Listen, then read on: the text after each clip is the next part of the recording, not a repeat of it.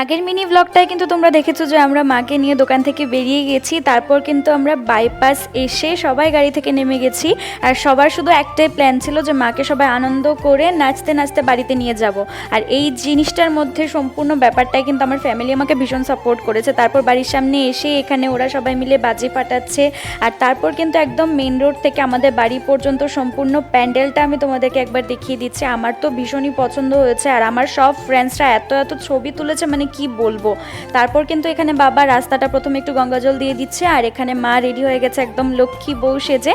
তারপর কিন্তু আমার এক মা আরেক মাকে বরণ করে নিচ্ছে, আর এদিকে আমার সব ভাইয়েরা মিলে মাকে নিয়ে বসিয়ে দিচ্ছে মার সে আসনটার মধ্যে। আর দেখো কত সুন্দর লাগছে।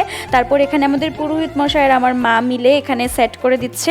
আর তারপর কিন্তু আমি বাবাকে দিয়েছি একটা গিফট, বাবার ঘড়ি খুব প্রিয় তো সেজন্য গিফট দিয়েছি বাবাকে। আর তারপর আমরা চলে যাচ্ছিলাম জল ভরতে। বাকি পার্টটা নেক্সট ব্লগে দেখতে পারবে।